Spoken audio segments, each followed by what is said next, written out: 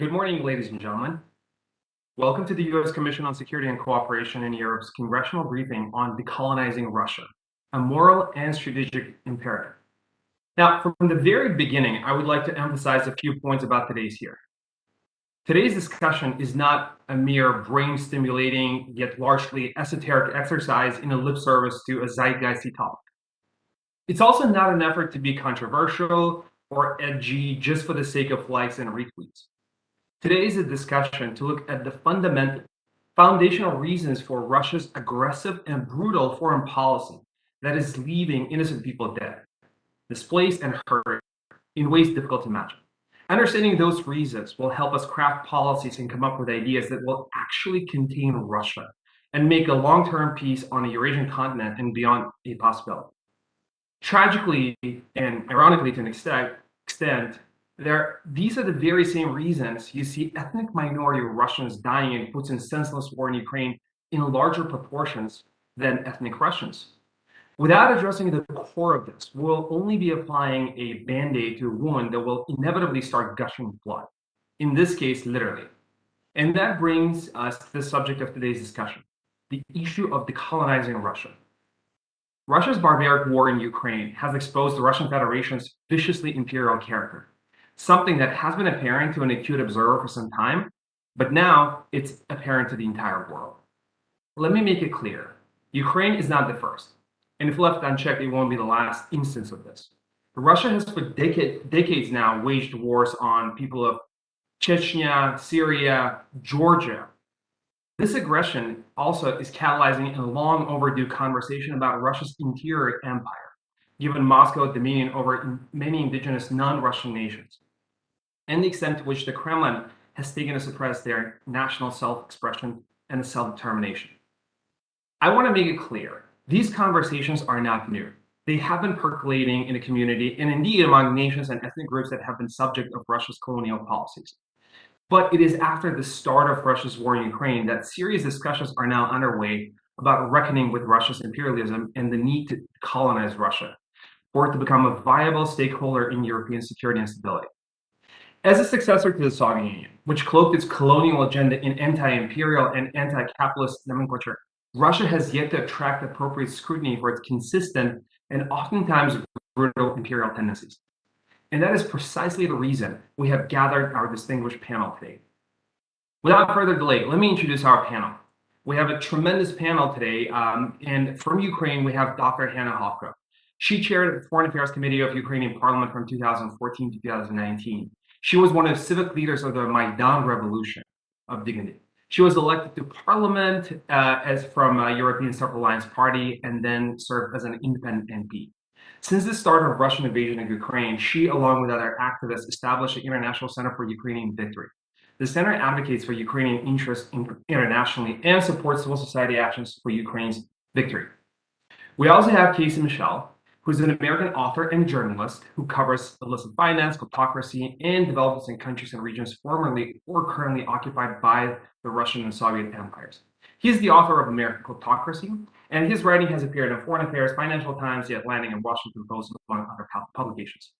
He has a master's in Russian, Eurasian, and East European Studies from Columbia University's Harriman Institute. Dr. Botakos Kasembekova is a lecturer in modern history at the University of Basel. She specializes in Russian and Soviet history, Stalinism, and post-Stalinism. She's the author of Dispute Cultures, Early Soviet Rule in Tajikistan, which traces Soviet imperial strategies in Central Asia, and she's a guest editor of the Stalinism in Central Asia, with Central Asian Survey. Her current research project deals with the post-Stalinist Soviet Union and analyzes how Soviet citizens unprocess Stalinism in their private lives. Another book project titled Imperial Innocence traces major narrative tropes and imagery of Soviet imperialism. Dr. Erica Morad is an associate professor and chair of the Regional and Analytical Studies Department at the National Defense University.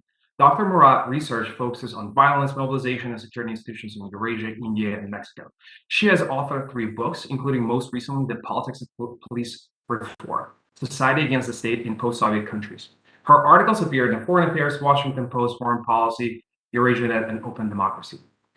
Fatima Tlis is an investigative journalist, researcher, and expert on Russia. Ms. Tlis has covered Russia's brutal war in Chechnya, and for that, repeatedly and violently assaulted. She has traveled extensively in Russia and filed reports from Adyar and Dagestan, among others. Like I said, this is an incredible panel. This is an incredible group of people who, in many ways, brought their writing and their conversation and their reporting has brought this issue of decolonizing Russia to the mainstream. This is why you're seeing this topic being discussed today. So we're going to open this up. We have many participants. I think this is pretty much a record for a Helsinki Commission briefing. So I'm not sure if Congressman Co-Chair Cohen joined us, and if he has, Congressman, would you like to offer your comments before we start? And if you're not on, that's totally fine. Just want to make sure that we give you an opportunity to do so. Okay, I'm not. Yes. Oh, okay. Sir, I think you're on. Hello? Yes. Yeah, I'm here somehow. My camera doesn't work or something else, but it's my fault. I just want to thank you for holding this briefing. You've got a great panel. It's an interesting topic, which I haven't really put together in my own mind as far as Russia's inconsistencies. They often criticize us for being inconsistent and having unique situations that may be distinct some of our foreign policy decisions and maybe internal problems we've had over the years with civil rights, etc. But Russia certainly has issues where they have, in essence, colonized their own country. It's not a strict nation in the sense that we've known it in the past. And I've visited in a couple of the Caucasus that are certainly not treated like people from Moscow and St. Petersburg, which dominates. The Russian people dominate all these people. And we need to be concerned about the people in Tartarstan, in Baradia, and in the Far East and other areas, and to just show the inconsistency that Russia has. And it's not just what they want to do with Ukraine and Georgia and Chechnya. That's clear examples, but there are other examples where they have not been consistent. But I'm here to learn, and I thank you for holding the hearing, and I'm going to be listening, and thank all of our, and to Miss Fatima Talise, I see you're with us. You were with us on a Russian propaganda hearing, and it just brings back the Vladimir Kara-Murza, who was with us that day, a heroic Russian citizen who has been incarcerated by the cruel and inhumane and typical autocratic attitudes of Putin. I don't know when Vladimir will get out of prison. I don't know if he'll get out of prison. But we must never forget Vladimir and always bring him up in conversation and speak for his freedoms, as well as Navalny, who's been sent off to a gulag. And we see what's going on in Russia. It's just crazy. But thank you for having the hearing. I'm here to listen. Thank you so much, Co-Chair Cohen. Really appreciate your participation. Let us get started. First, Casey, let me ask you this question. I know you have remarks, but also if you, within your remarks, if you could address this question: what is decolonizing anyway? I mean, why we're talking about it? Why it's so important? There's a war happening in Ukraine, and why are we talking about decolonizing Russia, the aggressor? Sure. Yeah, Bhakti, that's a great question. I mean, I will say at the outset, what an honor it is to be here with everyone today to be talking on this topic. I certainly don't think it could be timelier for any range of reasons. I mean, I certainly think at the outset, there's this ongoing confusion, some in good faith, some in bad faith, that the notion of decolonization, especially as it pertains to Russia, is simply a camouflage for dismemberment and partition, which it is absolutely not whatsoever, which is why I'm so happy we have voices like Erica and Botikos and Hannah and Fatima here today to shine further light on the notion and topic and broader history of discourse surrounding decolonization, perhaps lack thereof, as it pertains to Russia in and of itself.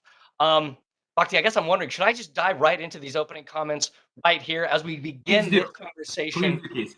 Which, again, I should say, I know we talked about this off mic, which will hopefully be the first of far more to come, whether it's briefings or hearings moving forward. I guess I want to just outline on my end, speaking as an American, the broader history of U.S. policy, or perhaps lack thereof, as it pertains to the kinds of indigenous and anti-colonial movements within Russia. I know Representative Cohen just outlined some of the non-Russian nations that are still considered part of Russia proper. These are colonized nations.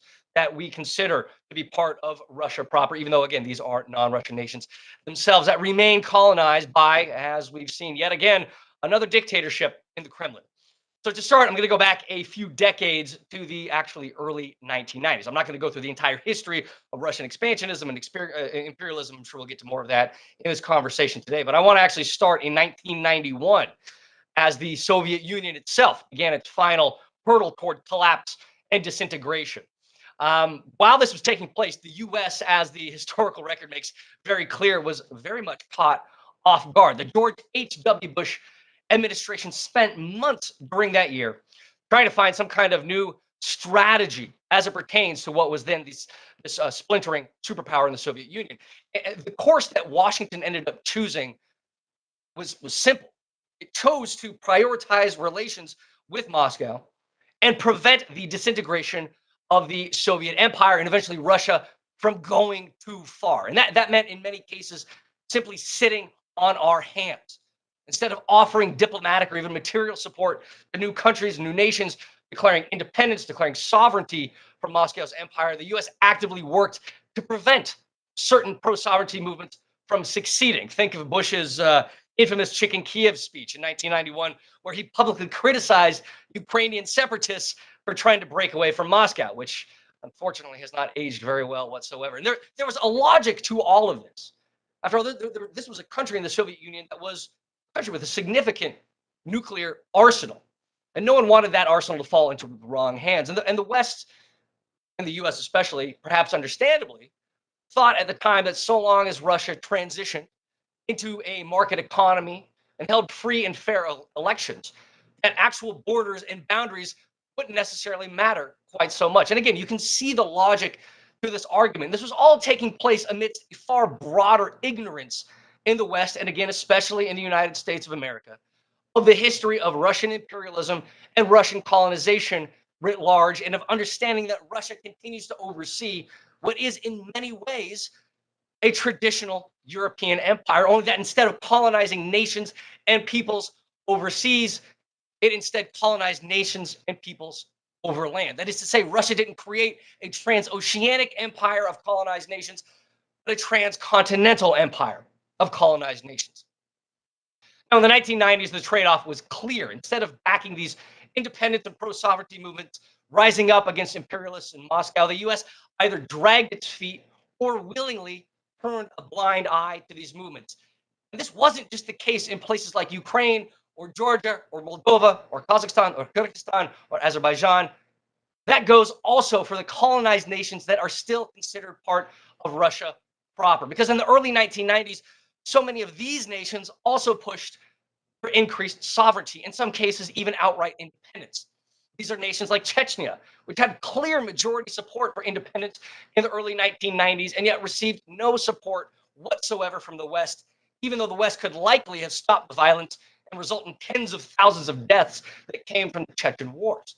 It goes for nations like Tatarstan, which Representative Cohen just mentioned, which was first colonized by Russia centuries ago, but which in the early 1990s clearly voted for equal footing with Russia itself, and again received no help whatsoever from the West.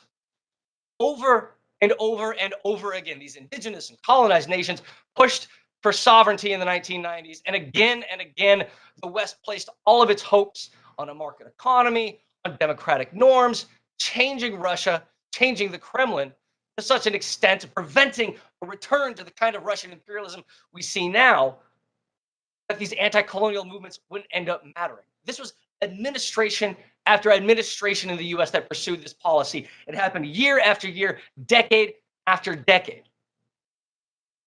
And 30 years later, from the vantage point of here we are in 2022, it is as clear as day that that policy has failed. Bhakti, as you mentioned, Ukraine is the latest manifestation of this failure, but it will not be the last. And the reason is simple. Russia remains the only European empire that has never come close to fully decolonizing. It's the only European country that hasn't come anywhere close to fully reckoning with its colonial history. That reckoning is coming regardless of what the West does. It may come in 5 years, it may come in a decade, and maybe as soon as next year when Russia's economy begins to accelerate toward outright depression. Regardless of when it happens, the West, and especially the US, has to be ready, because the West was not ready in 1991 when it did all that it could to try to keep the Russian Federation patched together, and then turned a blind eye when the Kremlin began smothering these anti-colonial movements and recreating dictatorship in Moscow. And now, as Putin threatens nuclear war, all in the service of again extending and expanding and entrenching Russian empire, choosing to ignore the kinds of anti-colonial, pro-sovereignty, and anti-imperial movements that will emerge in Russia is a luxury we no longer have. And that means we need to begin fleshing out related policy on this, and soon. Everything from supporting democratic federalism in Russia to simply recognizing Russia as a European empire that has never fully decolonized, and beginning to be ready for these anti-colonial movements when they begin emerging. Because after this war that Russia has unleashed, there's no going back to the status quo ante. And that goes for Russia itself. And we cannot afford to make the same mistakes that we did 30 years ago, because otherwise we're just going to end up in the exact same place that we are today. I'll stop there. Casey, tremendously helpful. Thank you so much. Thank you for laying out the framework and explaining why and what is happening, and that this understanding that Russia is a colonial and imperial power that is just not there. So let me ask you this, Dr. Kassambekova. Your writing is incredible. I mean, some of the stuff that you've written that I've read, it just truly explains the extent of this internalizing this colonial kind of subjugation among the peoples of the Soviet Union and even before that. Let me ask you this: why do you think there's this? I know you have your prepared remarks, but if you could address this question of why is it that people inside and outside of Russia have such a tremendous time acknowledging that Russia has been, was a colonial power, and that it has really subjugated all these peoples, and that you don't get to be a country of this size without being a colonial power? Why is there such a reluctance to admit that? Well, Ross, thank you so much for having me here, and thank you for this question. Well, the book that I co-author right now with another historian, we argue that it has to do something with kind of the narrative that the Soviet Union created, and that is the narrative of imperial innocence. The Soviet Union blamed the West, and it's only Western empires that were colonial, but the Soviet Union was a liberating force. And because this idea, this narrative was very attractive, especially in the global South, this propaganda was allowed to oversee the colonial dimensions of the Soviet Union. So it has to do with the narrative, and it has to do with this kind of idea that only capitalism, the whole idea also has to do with kind of the Marxian idea that was popular all around the world, that capitalism produces colonialism, whereas socialism liberates. However, historical work that has done a great job to uncover the colonial nature of the Soviet Union, unfortunately, it has not gone into the mainstream, but now I think it is quite clear the continuities that we have from the Russian Empire, the Soviet Union, and the post-Soviet. This is something that, despite kind of the economic system, we have the same dimensions. But so European decolonization in the aftermath of the Second World War made the world a more just, more democratic and safe place. Today, nobody questions the rightness of the French, British, or German decolonization. The Soviet Union was the largest land empire here of the Russian colonial empire, which only partially underwent decolonization. The Soviet Union was based on military occupation, systemic crimes against humanity and genocides, forced Russification, and elimination of the understanding of individual rights and dignity of people. And this has been, for historians, this is nothing new. Today, Russia attempts to restore the Soviet Empire based on the idea of Russian cultural superiority and genocidal suppression of peoples.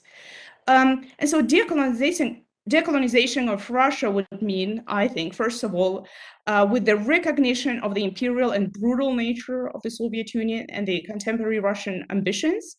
Well, secondly, with setting up justice and reconciliation committees to account for past and current atrocities to restore the dignity of the colonized, such as accepting the past genocides as genocides. For example, the 1944 deportation of the entire Chechen people was recognized as genocide by the European Parliament already in 2004, but we need a larger recognition and awareness of this and other atrocities. It also means decentering Russia as the main player in the former Soviet space by supporting civic initiatives and civil societies of its neighbors and within Russia. Civil societies and the civic spirit based on the political understanding of a nation, as the case of Ukraine has shown again in 2022, is a key precondition for the struggle for decolonial freedom and justice. Moreover, since civil societies are based on debates and therefore advance plurality, tolerance, and respect of human rights, they tend to successfully deal with the issues of overcoming colonial legacies and fostering reconciliation. Decolonizing Russia will mean a safer and more democratic world in Eurasia. Thank you. Thank you so much. I think this is a great transition from laying out the framework, understanding why and how, and I think your point about, Soviet Union using propaganda to explain, no, what we're doing here is actually, liberating these people and not colonizing, while they were actually doing the opposite. I think this explains a lot about the reluctance and sort of confusion, I think, among many people who say, wait, why is Russia colonial power, right? Why do we need to decolonize? So I think this is incredible. Dr. Morad, let me ask you this: how does all of this translate into what Russia is doing today? In Ukraine, it's pretty obvious what's going on. It's a war. It's a colonial, neo-colonial, whatever you want to call it. It's a war that is happening just to subjugate a people, to be able to control territory and a people and a culture and everything else. Beyond Ukraine, what are some of the other places that Russia, maybe not so explicitly, maybe a little bit more implicitly, a little bit more subtly, is continuing these policies? And are there threats to other parts of the former Soviet Union or beyond? Thank you, Bhakti, and thank you, Helsinki Commission, for organizing this discussion today, the briefing. Really important and really, important discussion. I'm speaking to you from Bishkek, my native city of Bishkek in Kyrgyzstan, and my views today are mine. They don't represent National Defense University, DoD, or US government. So yes, the war in Ukraine is the worst expression of Russia's imperial ambition today and Russia's efforts to restore the Soviet regime, Soviet Union, and restore the territories of the Soviet Union. But of course, that's not the only aggressive political action that Russia and Putin are currently perpetrating on the territories that were previously occupied by the Soviet regime. There is, of course, there's the war, the occupied territories in Georgia, in Moldova. There is constant nationalistic, aggressive language against Kazakhstan and against other countries, again, that were formerly under the Soviet control. So with that, I'd like to start reading my briefing for my notes for today. So while Putin is trying to restore the Soviet Union by invading Ukraine and intimidating other countries in the region, Russia's neighbors, so Central Asia, the South Caucasus, and Eastern European countries, are undergoing a decolonial awakening of their own. The war in Ukraine is prompting a deeper re-examination of the meaning and legacies of the Soviet regime. Many in Eurasia now realize that Russia may have never pursued true equality with its neighbors, not now, not a century ago when the Soviet Empire was established. The genocidal war in Ukraine reminds of the way the Bolsheviks conquered Europe, Caucasus, and Central Asia through genocidal violence, starvation, and cultural erasure. Difficult discussions about the current role of Russia in the region are taking place as well. Several governments surrounding Russia, in countries surrounding Russia, have shown greater independence from Moscow than previously expected. Just a few days ago, in a televised meeting with Putin, President of Kazakhstan, Tokayev, said that his country can't recognize Lugansk and Donbass as separate from Ukraine. Former Foreign Minister of Uzbekistan, Kamilov, also stated that his country supports Ukraine's territorial integrity. Time is thus not on the side of Putin's imperialistic crusade to reassert Russia's exclusive control over its neighboring countries. Nations formerly occupied by the Soviets expect Kremlin's full recognition of their sovereignty, that Kremlin stops demanding political loyalty, stops imposing the Russian language and Russian cultural dominance, and stops interfering with their foreign policy. The war in Ukraine has accelerated the process of breaking out of Moscow's orbit and abandoning loyalty to Putin's regime. Russia is becoming just another neighbor, not a historical ally, a neighbor that is dangerous in the eyes of Kazakhs, Georgians, Moldovans, and Kyrgyz. Separation from Russia does not always mean that these countries will seek closer alignment with the West, but it is the right moment for the West to support the colonial discussion of Russia's imperial ambitions, both on the territories formerly occupied by the Soviet Russia and inside Russia. Only by examining and abandoning its centuries-long imperial identity can Russia remain a relevant political actor in the region and maintain friendly relations with its neighbors and the West.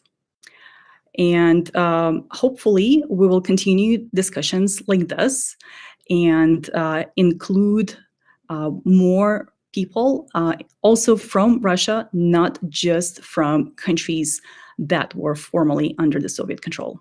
Thank you. Thank you so much, Dr. Morad. I think you've pointed out something that is absolutely critical to understand, that time is not on Putin's side. And I think having these conversations and talking about these issues is just elevating this issue to a point where many people recognize that hopefully will shorten that timeline, so there's less damage that Russia can do to its neighbors and frankly to its own people as well. Before we move on to the next witness, I would like to point out to all of our participants that we have a question box. So we're going to have a Q&A session in a little bit. So whatever questions you have, just write it in. I will see those and I will take those questions and address to our witnesses. So Hannah, let me ask you this. First of all, thank you for doing this. I know you are in between airports. Hannah just told us she missed, the plane was late, so it looks like you're in a cab going from one airport to another. So thank you for taking the time to do this. But let me ask you a very basic question that I think is very apparent to everyone who is speaking today, but does not seem to be apparent to everybody else.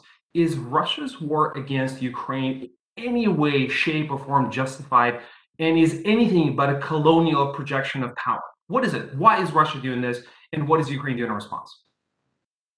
Thank you, Bakhtia. Thank you, Helsinki Commission, for organizing this very brave and I think very strategic event today.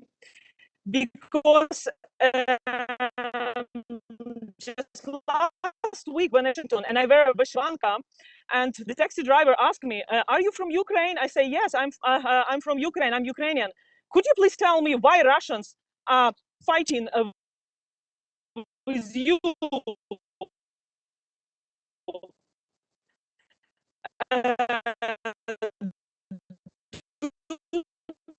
Hannah, may I ask you to maybe switch off your video feed? Because, Hannah, if I may ask you to switch off maybe your video feed because you're breaking up. I think maybe it's going to be the next open. Yeah, thank you so much.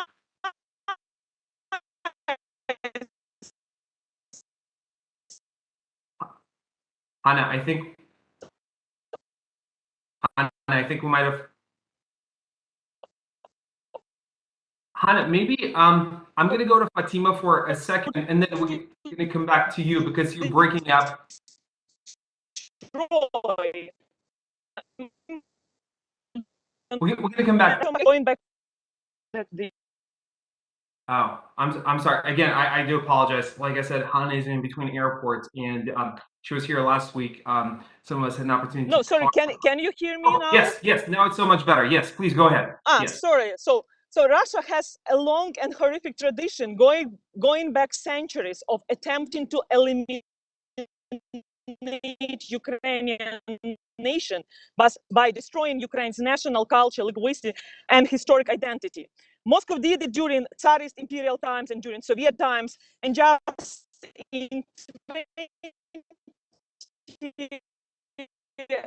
century, Moscow. Hannah, I do apologize. You're breaking up. Maybe let me try you in a few minutes. To erase Ukrainians from existence by Holodomor genocide, and they are all a hunger threat, Middle East Asia. So, Hannah, let us try to come back to you in a second. But Fatima, let me ask you this question. I do apologize to everyone. Like I said, it's trying to make this work in this complex world. Fatima, let me ask you this. I think we've talked a lot about Russian colonial policies and their impact abroad, but beyond Russia. But can you talk to us? And you are an expert on this. A little bit about what kind of an impact, or what is Russia doing to its own native peoples? Again, Russia it's not just one ethnicity. There are many peoples and many nationalities and ethnic groups. What does Russia's colonial policies at home, what do they look like, and what is their impact on Russia's peoples, non-majority ethnic peoples? Thank you. First, let me start with thanking Representative Cohen, the staff of Helsinki Commission, and distinguished colleagues for this panel. I have to say first that I'm speaking today in my personal capacity and expressing my own views, which do not represent those of Voice of America or the United States government. And more importantly, I'm honored to speak on behalf of millions of my fellow Circassians, those living in forced exile and those suffering under the Russian occupation in the homeland. We call our homeland Khak, which means the middle of the sea. Today, the Commission has given voice to those Russia has been trying so hard to mute forever. And there is a reason to why Russia wants to silence Circassia, to erase the country and the people from the existence. That is because Russia, more than anybody else, knows it has committed genocide against Circassians. Those crimes against humanity are documented in the handwritten testimonies of Russia's own Tsars, military commanders, top policymakers, the evidence preserved in the Imperial archives in St. Petersburg, Russia, in Helsinki, Finland, in Tbilisi, Georgia. It is based on the examination of those Russian documents that the Georgian parliament recognized in 2011 the Circassian genocide perpetrated by Russia.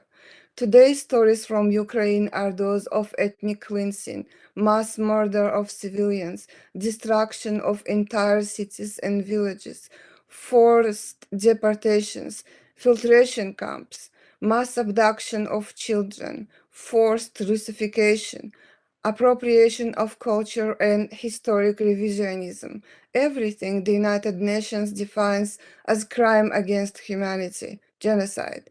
In the face of such senseless brutality, many wonder what Russia's endgame is. The answer to that question is Circassia.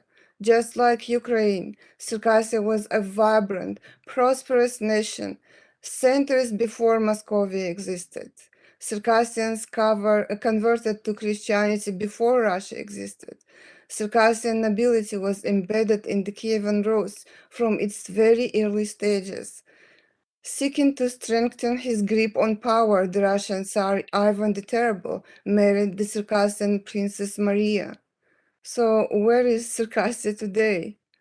It is not on the world map or even in the history book. Circassia fought against Russia for more than 100 years.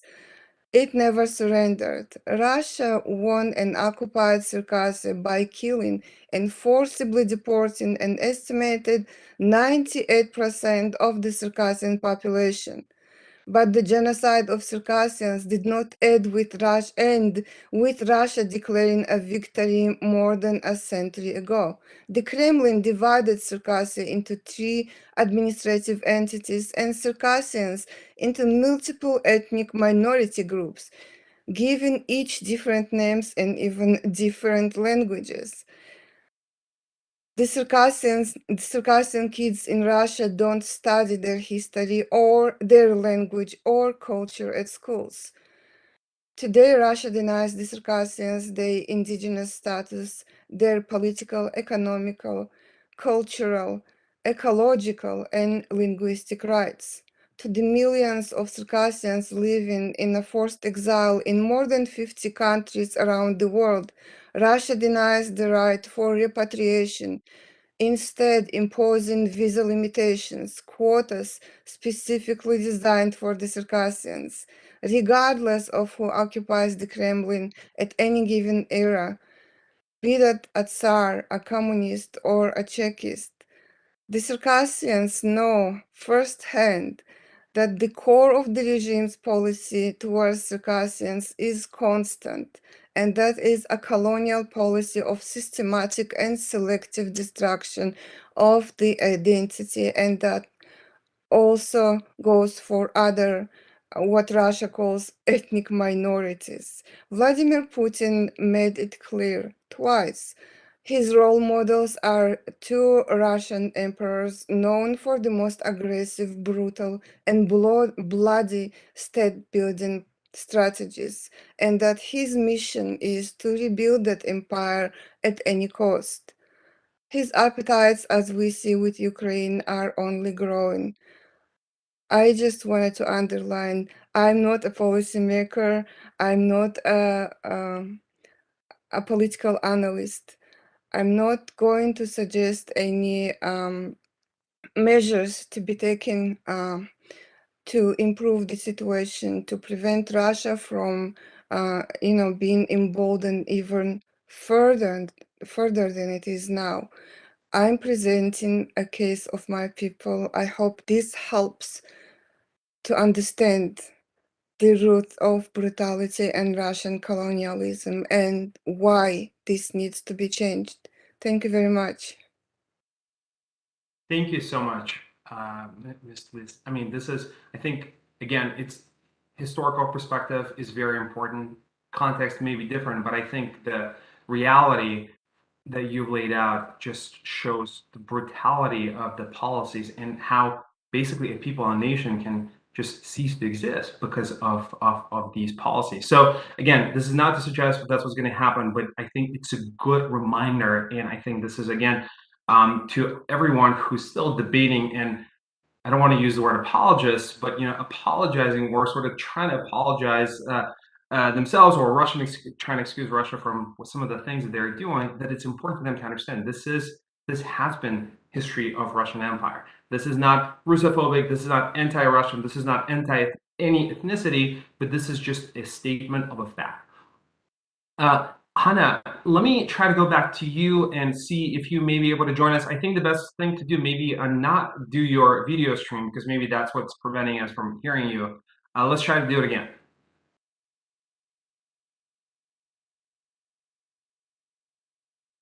Hannah?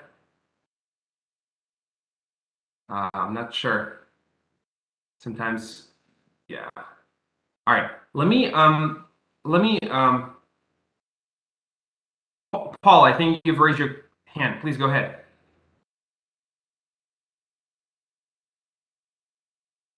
Hey, everybody. Wonderful panel here. I'm here with my colleague, Rachel Bauman. Just really, really terrific. I guess it strikes me that this incredible discussion isn't a part of mainstream DC policy discussions. I mean, it's one of the reasons why we wanted to have it, because it doesn't seem to echo. And I think there's a lot of reasons for that. And we could get into those reasons. But one very big reason that often comes up, because, and Putin never lets us forget it, is the Russian Federation's possession of nuclear weapons, which is constantly this, oh, well, don't try us or anything like that. How how can we talk about this while taking into consideration these kinds of, you know, I guess, large scale, realist grand strategy concerns that seem to almost entirely trump the discussion and shut down any discussion of this? Who would like to take this question? Casey, please go ahead. Yeah, I'll Anyone, just feel free to jump in. a quick response to that, Paul. I mean, one of the things that I talked about at the beginning was lessons from the 1990s, lessons missed, lessons forgotten, and lessons learned. And one of the very clear successes, arguably the clearest success, at least as it pertains to American policy, was, and this is a far broader story that's beyond the scope of the discussion today, was the management of the former, well, I guess former Soviet nuclear arsenal, and what to do with those elements that were in a range of different countries that were emerging from the Soviet collapse. So there's a very clear kind of muscle memory from that moment in and of itself, which is, I suppose, another way of saying we've already experienced, as it pertains to the dissolution of a nuclear power that 30 years ago in the Soviet Union. There's another potential for that moving forward with things like Irish reunification in the United Kingdom moving forward. That's another nuclear power that may see some certain territorial shifts pertaining to directly the history of colonization or lack thereof on the island of Ireland. That is to say, there are lessons aplenty for that moving forward. It's one element of further discussion and discourse to kind of work around this, what you described, Paul, as this kind of barrier that seems to have appeared or emerged that blocks this discourse around decolonization in Russia, if only because of the nuclear arsenal it maintains. Thank you so much, Casey. Dr. Morad, and then Hannah, I see you're back on, but let's try to do it again after Dr. Morad's answer. Right. Back to why are we not discussing Russia from a decolonial perspective, since it looks so obvious now? Why hasn't it been happening for a while now? Well, I think the answer is not necessarily the nuclear or military might of Russia or any other hard security issues, to be honest. It's really about knowledge production, the structure of knowledge production, how Western academic and policy communities really believe, and I'm afraid continue to believe, that Russia brought modernization, electrification, development to its colonial subjects. And that, and now I would like to emphasize that I'm citing a lot of what Bota has been writing about, Bota Kasenbekova, that since we see all those roads and plantations, cotton plantations in Central Asia or in the Caucasus or in Ukraine, Soviet Union must have been a good empire or a good force for the people. I let Bota to continue on this argument on why we don't see Russia as a colonial power. I'd like to just add that I really appreciate spaces like this when you can hear voices not necessarily from Western academia, but actually the very people who lived under the Soviet regime and who had the time to process honestly the trauma of living under an imperial master. So thank you so much for holding this forum and hearing the voices that have not been heard before. Thank you so much, Dr. Morad. Hannah, we're going to go to you, but I just want to again to emphasize we have a chat box. Any questions you guys have, please, anyone in the audience, please feel free to write those questions, and we will shortly start the Q&A session. Hannah, please go ahead. Thank you so much for having me today. Actually, from Peter the Great, then Soviet Union, now Russia with genocidal war against Ukraine, we have to learn lessons, and please not to be afraid of strategically approaching with the great approach and how to change not just regime, but how to change the imperialistic nature of Russian statehood. Because instead of seeing some, how to say, don't humiliate Putin, or let's negotiate some peace talks, what we've seen with him within 8 years of ongoing Russian aggression, in return, we received what? We received genocide.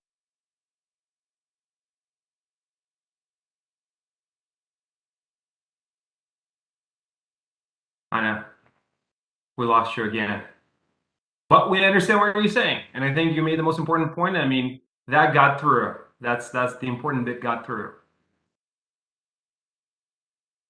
While we're waiting for Hannah, Co-Chair Cohen, I just wanted to make sure that we gave you an opportunity to ask any questions, if you have any, to our distinguished panel here.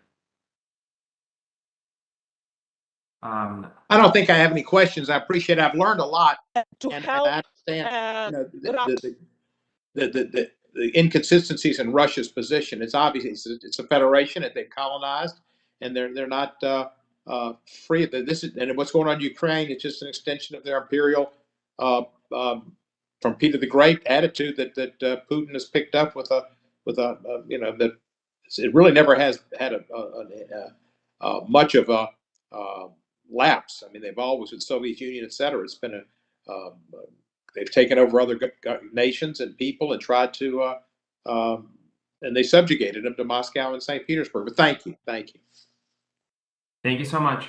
Thank you so much, Congressman. Appreciate your comments. Dr. Kasambeko, I think you had your hand raised. Yes, I just wanted to add that decolonization is about listening. As Erica Morad already mentioned, it's about listening to voices that one doesn't want to hear. And imperialism is about shutting those voices and not listening to people. So what we have is that why we never considered the Soviet Union as a colonial empire is that, first of all, this kind of very successful anti-Western narrative of the Soviet Union that colonialism is a Western problem, that was very successful.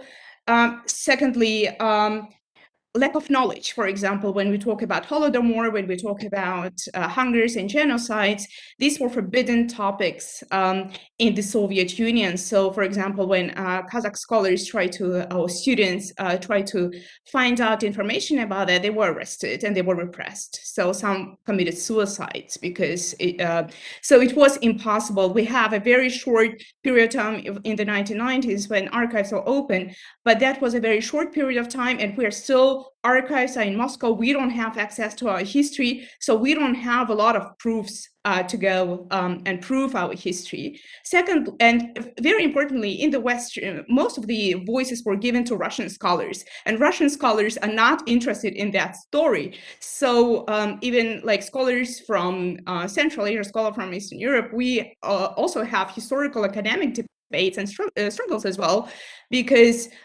we are underrepresented. Our voices are not heard in the West. It's a very lonely struggle. That moment is amplifying a bit of our voices, but this is kind of academic structural hierarchies that privilege Russian voices is also a very important problem. This is something that I would like to say. Yes. Perfect. Thank you. That's a fantastic point. And with that, let me transition to a Q&A session. I want to make a couple of things very clear to our panel, but also to the participants, to the audience. There are a lot of questions. Some of them are incredibly, I would not even call them R-rated. It's like NC-17. So I think you can just tell that this is generating a lot of interest, to say it politely. Some of the questions are, I'll try to kind of distill them into an actual question. Some of these are not distillable at all, but let me, I think this is an important question. And I think this is something that kind of, I'm getting a sense there are multiple questions that are similar to this one. So the question from, and I understand actually our staff told us that there were people from a handful of Russian universities joining us today. So welcome to everyone, but I'm hoping for a good conversation here. So should somebody from Anton, he says, so should every state that has ever subjugated other grant them independence if they ask for it? Or is it just about Russia because of the way it has subjugated other nations? Can you clarify the difference, because it can be the point of more arguments? I think it's a valid point, right? Why are we talking about Russia specifically? And can maybe Dr. Morad, you could take it, and then anyone please jump in. Sure, I'll try. I think the answer is pretty simple. Yes, there were a lot of evil empires out there, and every empire embarked on genocidal warfare and erased cultures and peoples and so on, and extracted resources. That's all right. And here, United States also has a settler colonial empire. Same with European countries, some Asian countries. China is one. But the key difference is the discussions are happening in Western countries or in other parts of the world on the repercussions of this imperial advancement on territories of indigenous and native peoples. Those discussions are difficult. They're emotional. They generate a lot of tensions in societies, but they are important and they do take place. Unfortunately, Russia maintains what Bodek labeled imperial innocence, that Russia is not an empire, that Russia's advancement into neighboring territories was a gift to those countries. Somehow Russian culture is so great that the people that Russia occupied need to be thankful to the imperial master. And these kind of discussions are happening outside of Russia in the territories where Soviets previously ruled, but these discussions are not happening in Russia, and they're unfortunately just now picking up in the West as well. And we really need to reprocess. We need to understand. We need to look at the Soviet legacy from the perspective of the people who were colonized, and not from the Russian perspective, and not from the Western perspective. Thank you so much, Dr. Morad. There's another side to this question, and I'm gonna actually just read it as is, just because I think, and Casey, I think you would be a perfect person to take this, because you actually have been very critical of some of the U.S. policies, frankly, and you've written extensively about Japanese internment in the United States, and I think this is a critical question, but I think it's an important question. So, marveling at the spectacle of the U.S. government founded upon genocide without parallel in human history, and setting upon internal colonies of the remains of that genocide, and the descendants of slaves with perhaps 1,000 military bases occupying the bulk of the planet and conducting a war on Russia's borders, holding this discussion. And it's a Don DeBar, and if you would like a response to this, do we have a moral authority to be even talking about this, Casey? Well, I don't know about the question of moral authority insofar as we have moral authority to talk about any topic under the sun, but I think it's incredibly important to, again, as Dr. Morad, Dr. Kazanbekova mentioned, elevate the voices that have been silenced for so long, certainly as it pertains to Russian colonization and lack of decolonization these days. One of the things that I'm most, and perhaps this isn't the right form to talk about this, or the right framing for this, but excited about moving forward about conversations like this, is that this is going to spark so many further conversations, not just in Russia, not just in regions and territories occupied either formerly or currently by the Russian Empire itself, but even the discourse in the United States in and of itself. And I couldn't help but think, during this entire conversation today of the role that of all things, the Cold War played in framing and accelerating civil rights discourse in the United States of America in the 1950s and in the 1960s. I think there's still an underappreciated element of just how it is that international pressure shining a light on the lack of civil liberties from minorities in the United States in the mid-20th century, and in many cases still today, played in accelerating the expansion of civil rights, of voting rights, of civil liberties in the U.S. And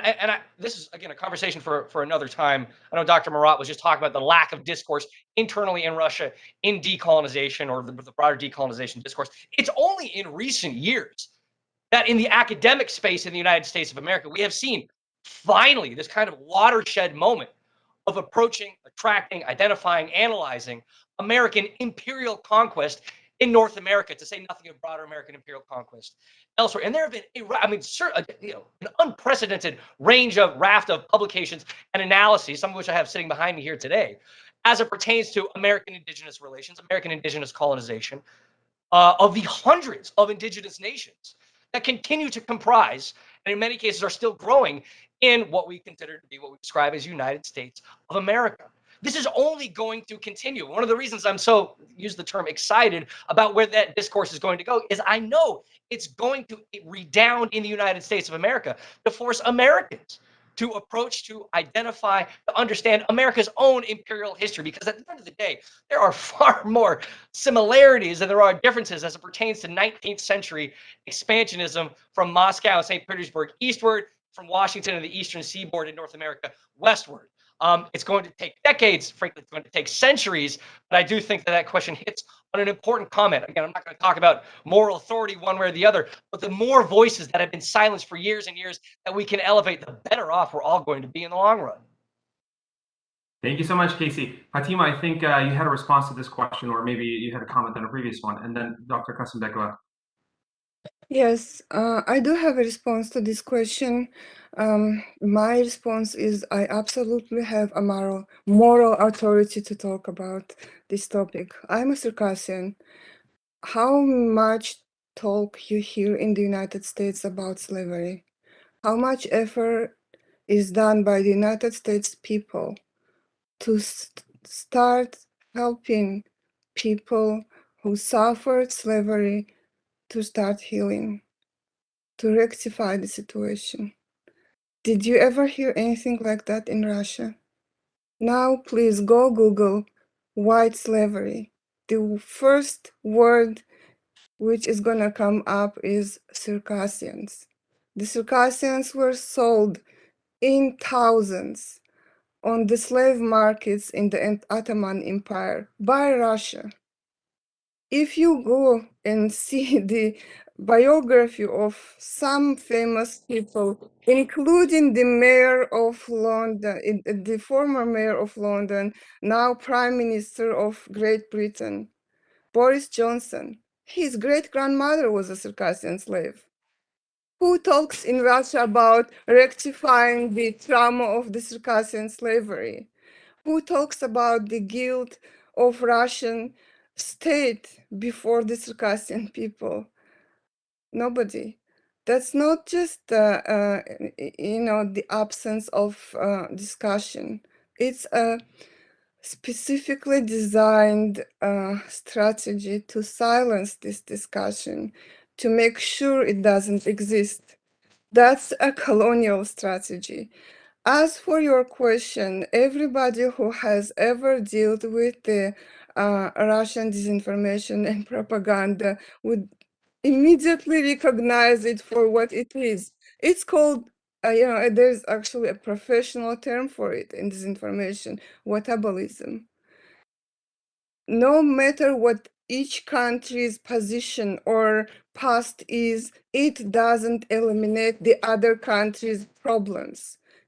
Neither does it answer it. Neither does give anybody a higher moral ground to question somebody else. But this situation is as it is, and I'm representing the people who suffered and still are suffering from Russian imperial policies. I hope this answered your question. Thank you. Thank you so much, Ms. Liz. This is I think a really good answer to that question. Mr. Kasembekova, I think you had a comment as well. Yes, very quickly. Yes. Yes.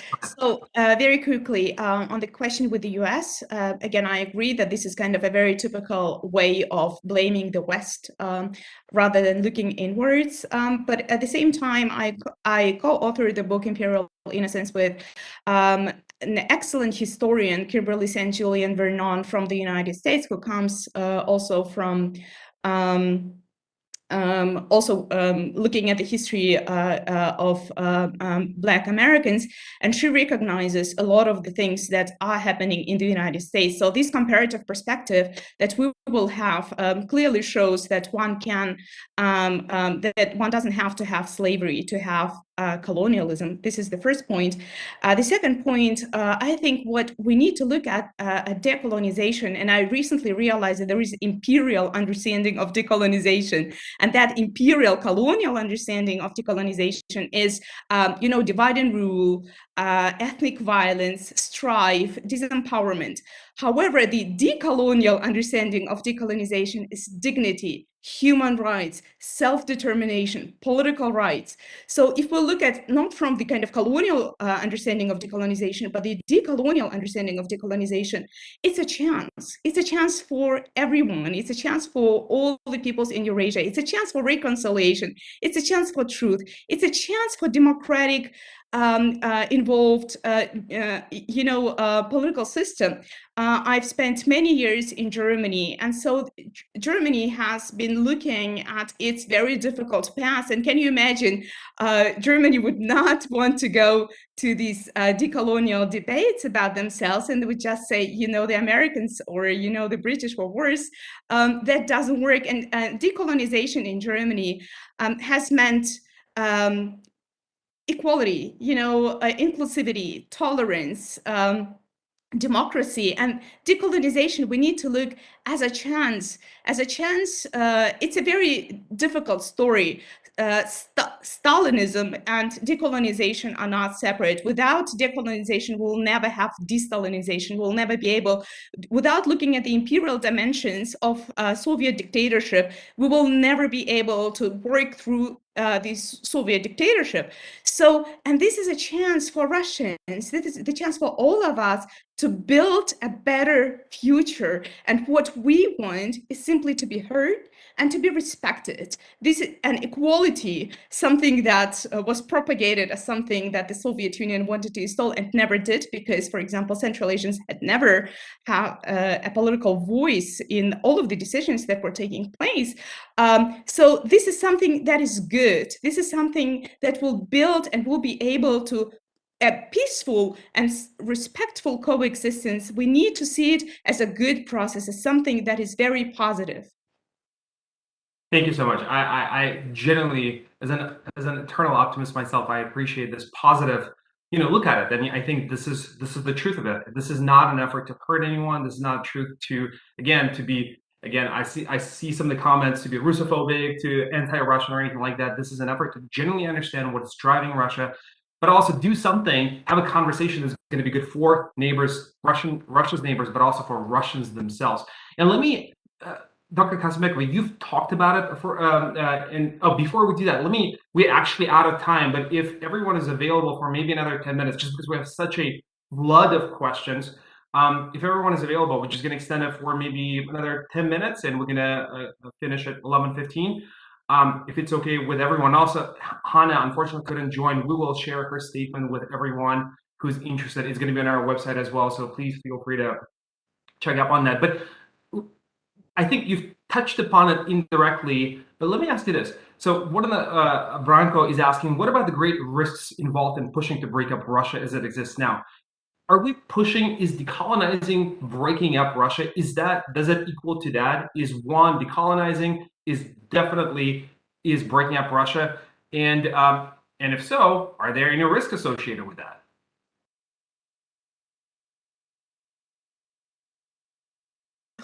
Dr. Kast- oh, yes, Dr. yes. Sorry. So if we look, just a comparison, if we look at Germany and Poland, which share this kind of colonial history in the past, kind of decolonization brought only equality on an equal basis. They are part of the European Union. So if polities work with each other on equal standing, they can cooperate with each other on equal standing when both of the polities have equal rights. So it's not about collapse, and it's not about demise. It's about giving rights and equal standing in a conversation and in coexistence.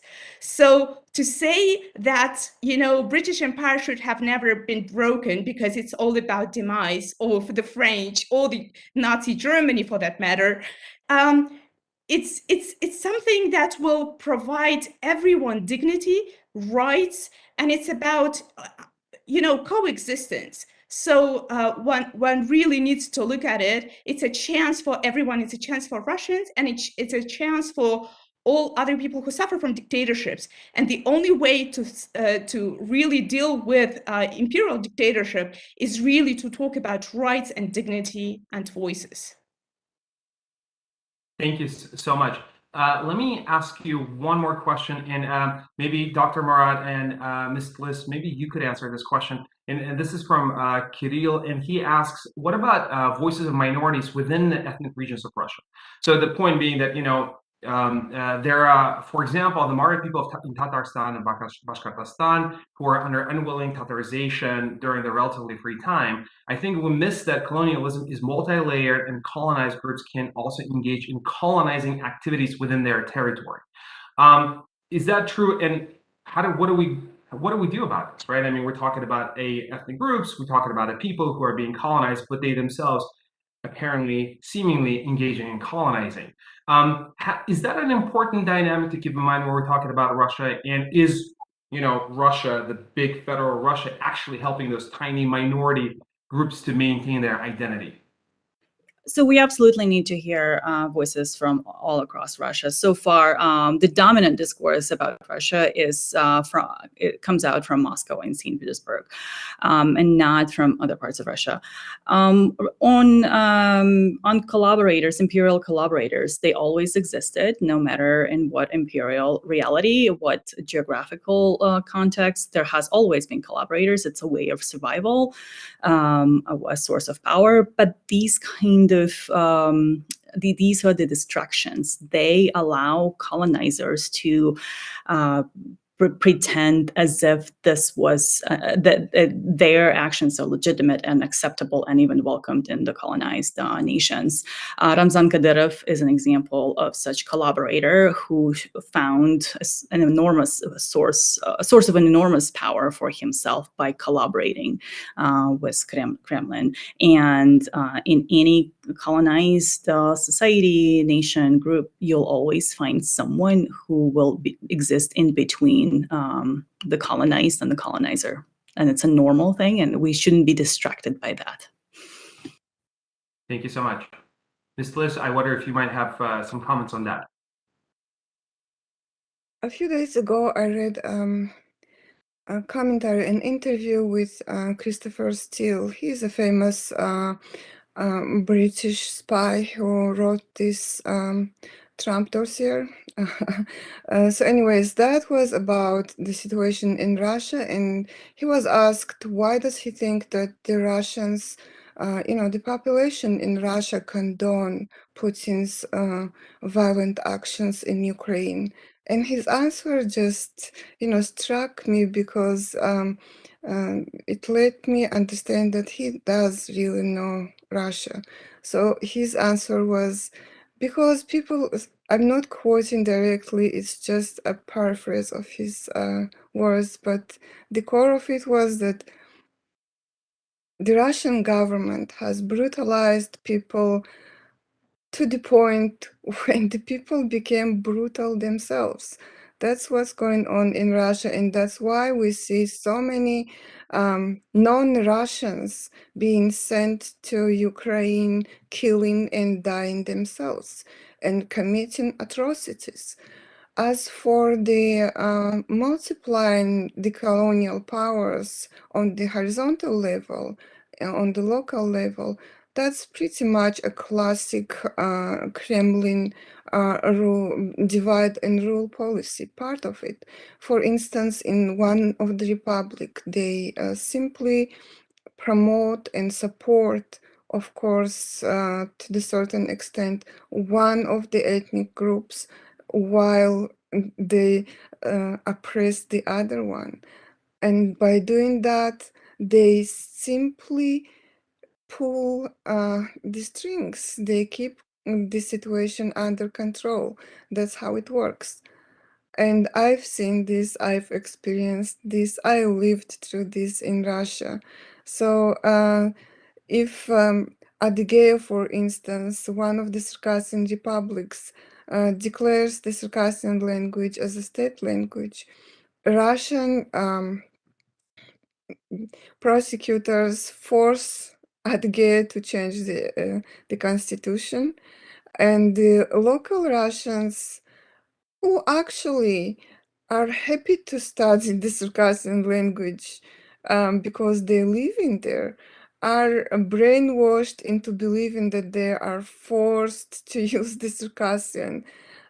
I mean, we live in Russia and we all speak Russians, not by choice. I cut the OVA end of my last name because nobody asked me when they put that, at the end of my last name. My Circassian last name is Tlis. It means hot blood. In Russian, it's Tlisova. Who asked me when they changed that? They changed our topography, the names of our cities, our own names. That's what you call, ethnic targeting of the people. Thank you. I hope this answered your question.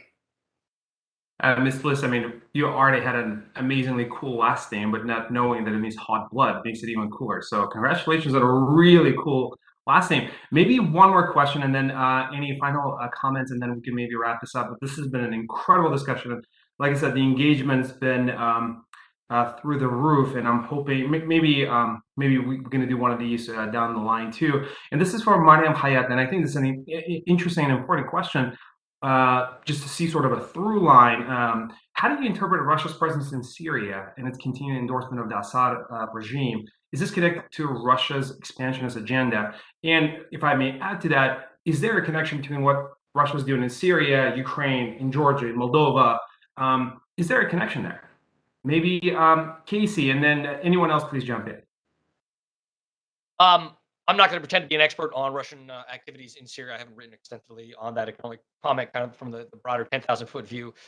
My sense is that there's less, certainly ethno-nationalistic or I don't know, imperialistic discourse around intervention in Syria. You know, the term that comes to mind is державность, right? Greatness, great powerness, and hard, I suppose, realism that is lacking in the Ukrainian context and the Ukrainian invasion. I do think future scholars will have a field day examining the similarities and especially differences and discrepancies between Russia's intervention in Syria and invasion of Ukraine. But I do think there's fertile ground for examining and then extracting that much further the role of imperialism, the role of colonization in Russia's invasion in Ukraine moving forward.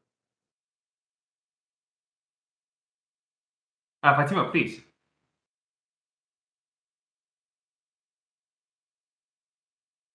I think you're muted. Sorry about that. So since the time of the Soviet Union, Russia has been maintaining what is called its assets in the Middle East, in Africa, all around the world, in Latin America. In the Middle East, one of the assets of the Soviet Union, the KGB, was the Assad family, generation after generation. So one of the reasons Russia went to Syria was to protect its asset. It has military bases, important military bases in Syria, in Latakia, and other places. There are another, very important reasons for Russia to go there, including oil, including expanding its influence in the Middle East, etc. But also, this question also relates to the Circassian diaspora. Syria is one of the countries with the largest Circassian diasporas in the world. And when the war started, those Syrians, Circassians, started going to the Russian embassy asking for a refugee status, for visas, tourist visas, business visas, whatever, to just try to get back to their homeland, to Circassia, which is now part of Russia. Imagine that Russia actually denied most of them, some few hundred, less than few hundred people managed to get to Circassia through Turkey, and the whole burden on hosting, aiding those refugees fell on the community. There was not a single ruble coming from the Russian federal government. Moreover, some of those people were deported back to war from their homeland. So that's the Russian policy, another side of it. Thank you. Thank you so much, Ms. Bliss. I think we are at 15 minutes, 11 to 15. This went over by 15 minutes. I genuinely appreciate our panelists' time and patience and their incredible knowledge and expertise. I mean, like I said, this is the group that in many ways, brought this issue to the mainstream, and that's why there are so many conversations happening around this. I also want to thank just our participants for there were, like I said, there were a few questions that were, they were generally not to be meant questions, but more an effort to, I think, to offend us, which we're not offended. It's okay. This is a free country. Everybody can say whatever they want to do. But most of them, they were genuine questions, and I think we have tried to answer them all. And I just would like to offer maybe last comments before we wrap up, and then we can just finish this up. Anyone? Yeah, Casey, please. Yeah, I'll just jump in very briefly again to circle back to where we were at the beginning of this conversation. I think there's a lot of, again, good faith, bad faith, whatever it might be, commentary surrounding the notion of decolonizing Russia or the decolonization process in Russia as kind of a veiled attempt at dismemberment or partition or whatever term you like to use, which is obviously not the case. But I did want to close with this quote, which has come to mind quite often on my end, which is, quote, "As much as decolonizing Russia is important for the territories it formerly occupied, reprocessing its history is also key for the survival of Russia within its current boundaries." Now, that quote comes from Dr. Morad and Dr. Kazanbekova and a wonderful write-up they had recently, and I just wanted to make sure to insert that in there as we wrap the discussion today. That's fantastic. I love that. Hey, anyone else, please feel free to jump in. I think we had a very active person here, Mustafa. What's that? What's his name? A comment here. It's too big for this discussion is too big for 1 hour. I completely agree, and I hope that we will continue discussing this topic. I think one other area, in addition to discussing Western scholarship, I think we should also engage the Global South. Why the Global South continues to consider Russia as anti-Western, anti-colonial power and denies the dignity of non-Russian people, and especially people of color from the former Soviet space. And we see implication of these attitudes now in how the Global South is reluctant in supporting Ukraine, Ukraine's plight against Russia's war. That's another territory where we can go in the future as well. But thank you so much. Thank you. Yes, I could probably just add as a historian that probably many people from Russia would say, what do we have to do with that? We didn't do anything. So I would like to say that there is no, of course, the understanding of guilt, not collective guilt and not personal guilt. And of course, a lot of people and us themselves whose forefathers were probably engaged, in different atrocities, we don't bear that responsibility for our forefathers. The only responsibility that we have, and I would say it's a chance that we have, is to look at our past honestly, to listen to each other, to engage in an equal and respectful and sensitive dialogue with each other, to listen to each other's voices. It will make our societies better. It is a chance. Decolonization is a chance, is a promise for a better future, for a safe future. So if we want to take this responsibility on looking honestly at our past and listening to each other, this is the responsibility of our generation that we can take, and we can make a better world and learn from the past. That's a fantastic point. Thank you so much for it. Ms. Liz? You're on mute. Thank you. To conclude, I wanted to say that before this briefing, I posted on Facebook a question: what you, the Circassians, want me to say, to ask for? And the answers were anonymous. We want justice. We want the recognition of the genocide. We want to build a democratic future for our kids in a free society. And this is me speaking on behalf of those people. Also, I wanted to say that right now people are dying in Ukraine. Ukraine is fighting for its existence. just like my forefathers fought against, the Russian imperial powers for their existence. We've lost, but I hope Ukraine wins for the sake of the entire world, because the world is not going to be the same as we know it today if Ukraine loses. So, glory to Ukraine. Героям слава.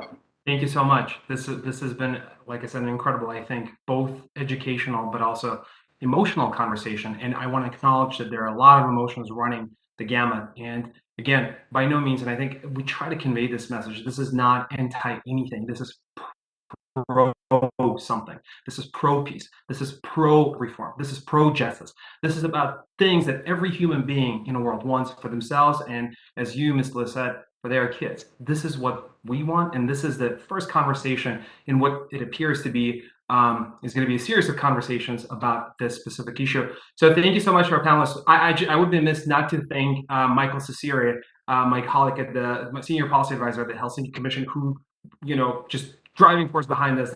This is his brainchild. He put this together. He organized everything. So Michael, credit to you, and to Rachel and Paul, who assisted or helped together. They worked on this. So Michael, kudos to you and credit to you. Again, thank you to everyone, and appreciate. And we're gonna continue this conversation maybe in a bit of a different format.